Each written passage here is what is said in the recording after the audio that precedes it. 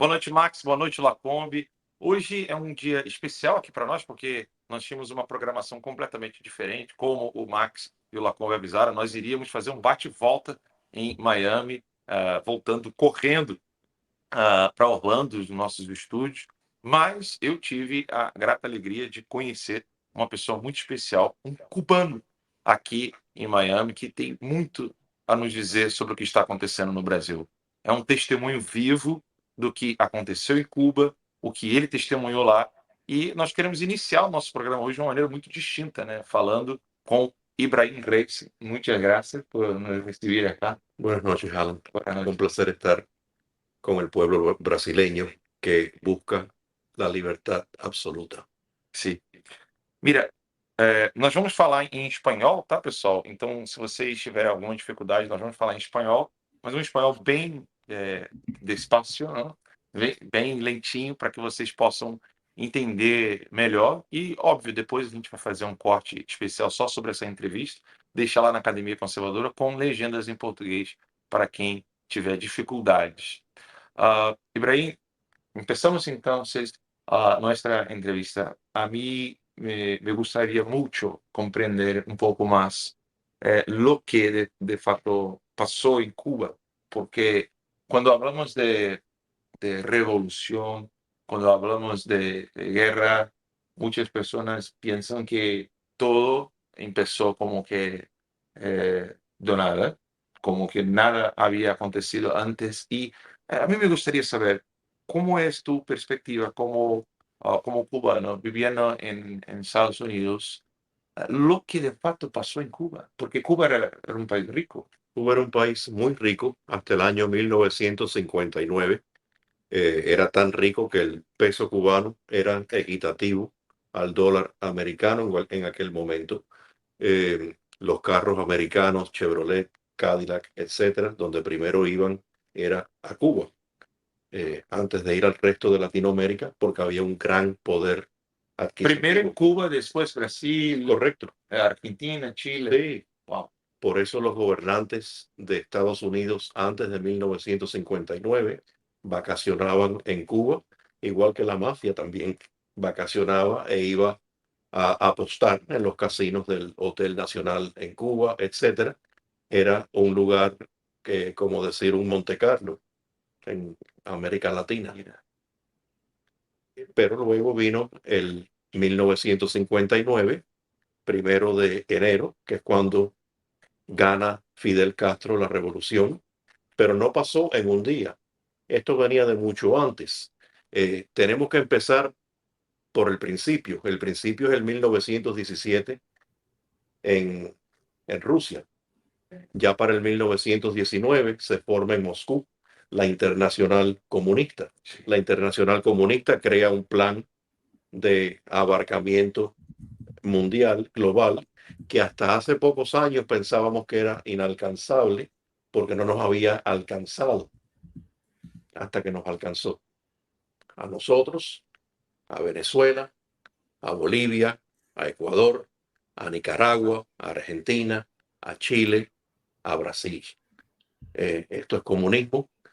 La Internacional Comunista está viva. De hecho, de eso se trató el Foro de Sao Paulo en 1990, Sí. de cómo capturar a toda Latinoamérica, a toda América.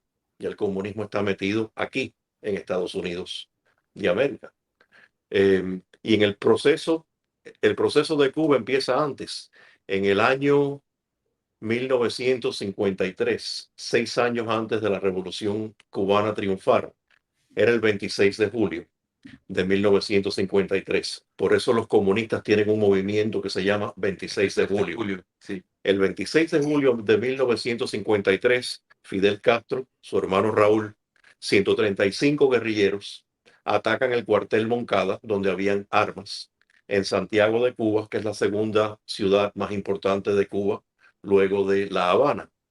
En el ataque al cuartel Moncada, pierden, los capturan y van presos. Ellos querían tumbar el gobierno de quien era presidente en aquel momento, Fulgencio Batista.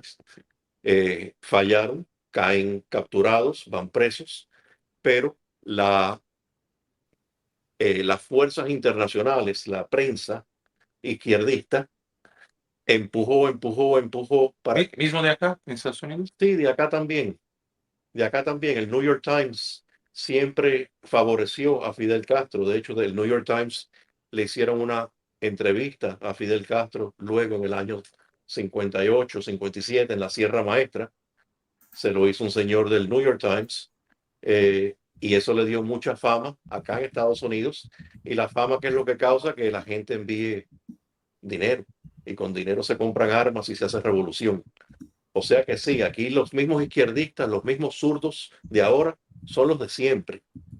Lo que pasa es que ahora la gente está viendo más y oyendo más que antes, porque ahora está X, porque ahora hay esa Comunicación libre. comunicación libre entre el mundo entero. Aquí estamos un cubano, un brasileño, discutiendo el comunismo internacional y cómo combatirlo. Sí.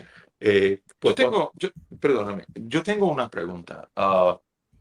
Si Fidel Castro estaba, si Fidel iba a hacer revolución comunista, y sabemos muy bien que Batista tenía el soporte de los socialistas, ¿por qué la prensa pone como que Fidel Castro como una persona que no era comunista cuando empezó la revolución y después pasó a ser un comunista? ¿Eso es verdad?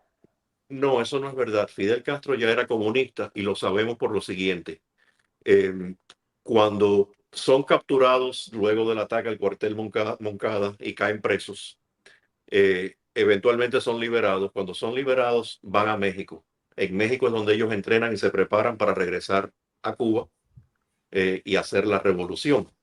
Eh, Mientras están ellos en México, Raúl Castro, el hermano pequeño de Fidel Castro, viaja a la Unión Soviética y luego regresa a México. Luego que él regresa a México, ellos se montan en un barco, el Granma, y en ese barco Granma llegan a Cuba, bajan, algunos son capturados, algunos escapan a la Sierra Maestra. La Sierra Maestra es la montaña, la cordillera de montañas más grande y más alta en Cuba. Entonces, para los guerrilleros era un buen lugar para esconderte, en la montaña. Ahí ellos se esconden y desde ahí hacen la revolución, desde ahí bajan hacia las ciudades, eh, para robar, para matar, para como se hace la revolución, ¿no? Pero hablando desde el inicio que era un comunista, Él era comunista porque cuando su pero hermano, confesaba eso, hablaba. no. Ok, Fidel Castro, al contrario, cuando le preguntaron si era comunista, sí. él dijo, no, la revolución es verde como las palmas, que no era roja, que era verde. Pero ya cuando él dijo eso, cuando ya había triunfado la revolución, y esto es en el año 59 o 60 que él lo dice, ya su hermano había estado 2, 3 años antes en la Unión Soviética y ya ellos habían incursionado en Cuba con un plan.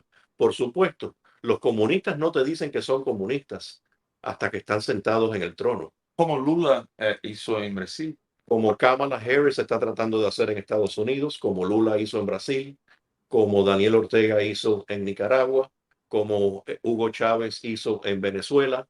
No hay excepción. El que tiene Hay un padrón. Hay un patrón. El criminal siempre te tiene que mentir. El criminal no puede entrar Sí. por la puerta del frente.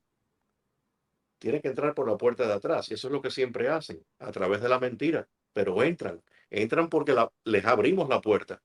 Hay mucha gente que aún no está despierta a lo que está pasando. Y lo que está pasando no es nuevo, es un patrón, es un Entonces, plan. sí, o sea, ellos tienen ese padrón de no decir abiertamente que son comunistas, No lo pueden decir. tienen todo el soporte de la prensa internacional ¿Sí? y después que están en el poder, entonces ellos hablan Ejecutan, abiertamente. ejecutan su plan. Ya cuando no lo pueden negar, cuando empiezan a quitarte tu propiedad privada, cuando empiezan a reprimir, a censurar lo que puedes decir, lo que no puedes decir, cuando te empiezan a poner preso porque eres del otro partido disidente político, eh, ahí es cuando la gente dice, espérate, esto no es democracia, esto es dictadura, comunismo, socialismo, pero ya es muy tarde porque ya te han quitado tu propiedad, Primero te han quitado las armas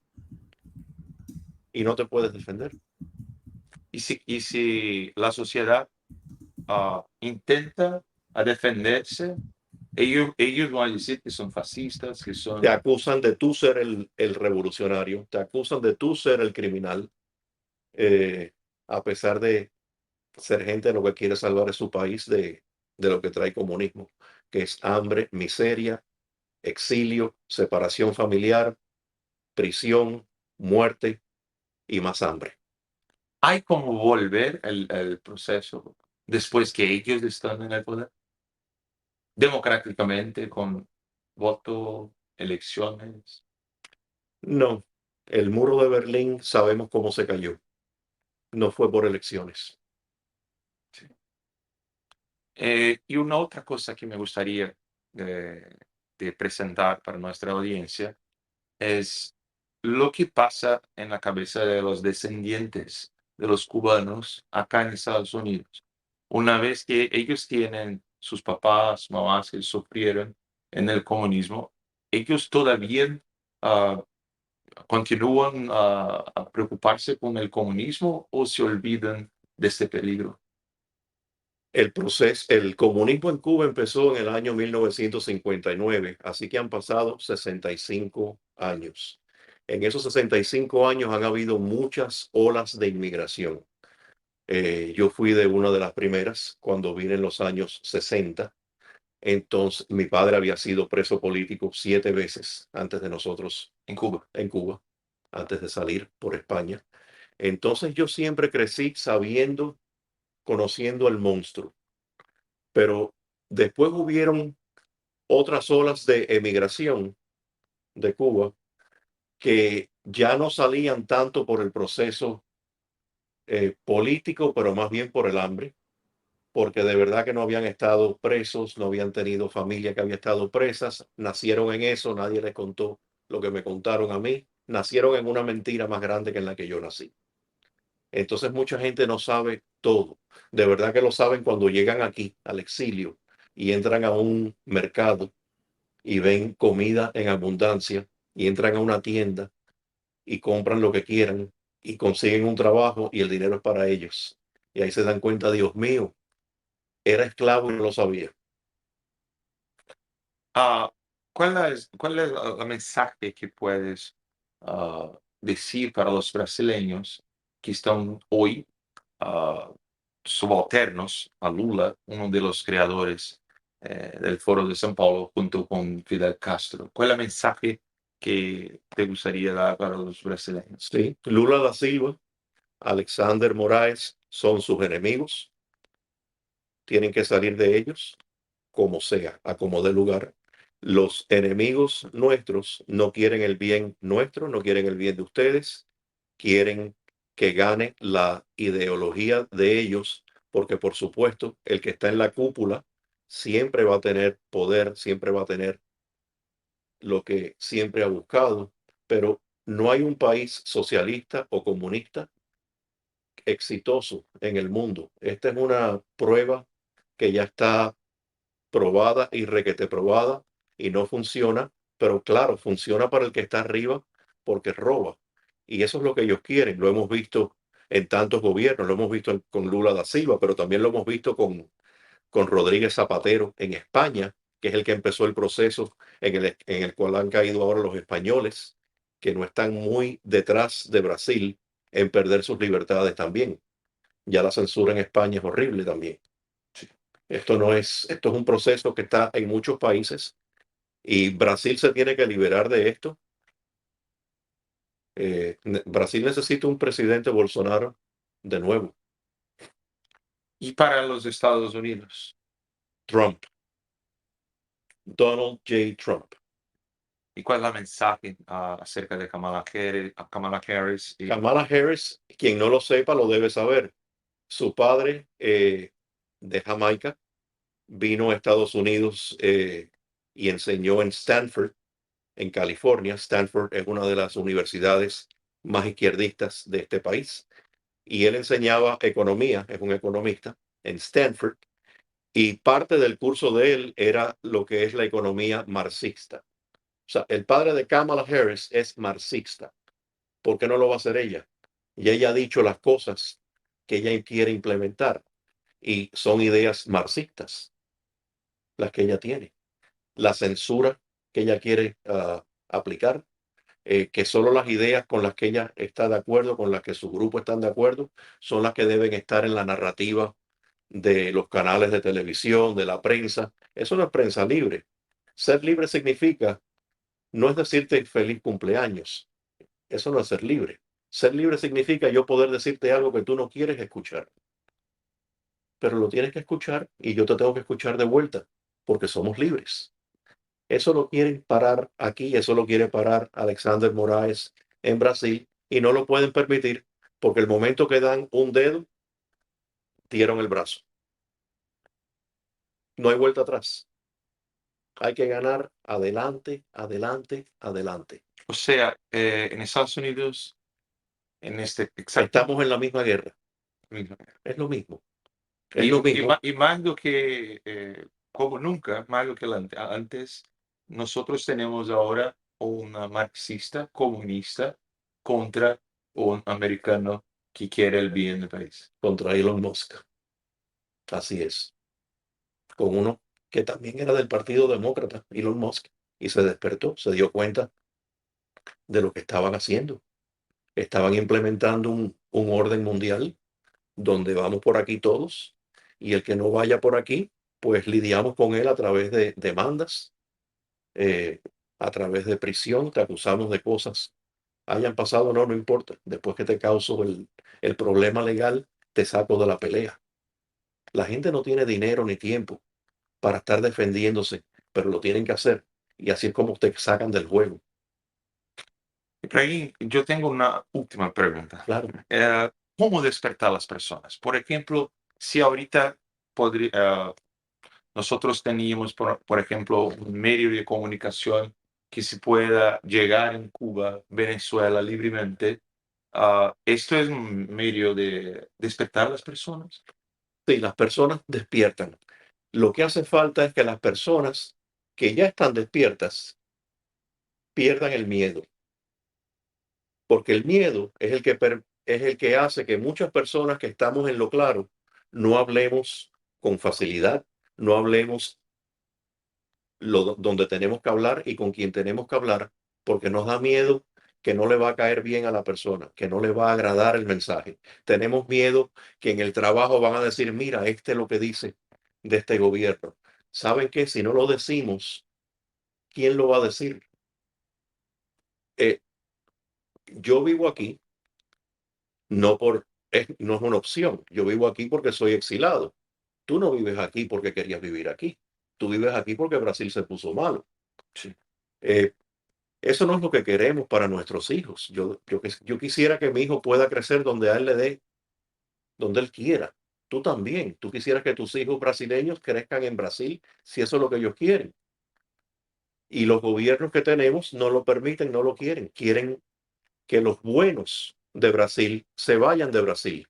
No se vayan. Los cubanos nos fuimos de Cuba eh, y le dejamos Cuba a ellos. Ustedes no se pueden ir de Brasil, ustedes pueden salvaguardar inversiones fuera de Brasil, pero ustedes tienen que dar el frente en Brasil. Ustedes tienen esas marchas que dan, eso es importante. Cuando hablan en programas como este, eso es importante, porque lo estamos viendo en este país. Aquí en el año 2020, cuando dicen que ganó Joe Biden, la gran mayoría de la gente, la gran mayoría no, la mayoría de la gente se lo creía y hasta lo apoyaba. Ese ya no es el caso para nada, tanto así que después del debate con el presidente Trump hace un mes, lo sacaron de la contienda y el Partido Demócrata metió a Kamala Harris sin nunca haber ella ganado un voto en una elección primaria, ni nada. O sea, es una persona designada por dedo por un partido marxista demócrata, diría yo, que no se han llamado marxistas todavía, porque uno no se puede llamar marxista antes de tiempo. Ellos están ahora diciendo que la revolución es verde como las palmas. No lo es roja. Como sucedió en Cuba. Lo mismo. Muchas gracias. Hablamos con Ibrahim Fres, un cubano que está acá en Estados Unidos como ese lado y está con este testimonio, hablando con nosotros con todos esos problemas. Muchas gracias una vez más. Gracias, Brasil. Gracias, Alan. Deus lhe bendiga, hein? Max, Lacombe, assim, tô quase sem palavras, né? O testemunho do Ibrahim Reis para nós parece um livro aberto sobre tudo que está acontecendo no Brasil. Bem, eu vou me despedir aqui do Ibrahim e volto daqui a pouquinho com vocês aí.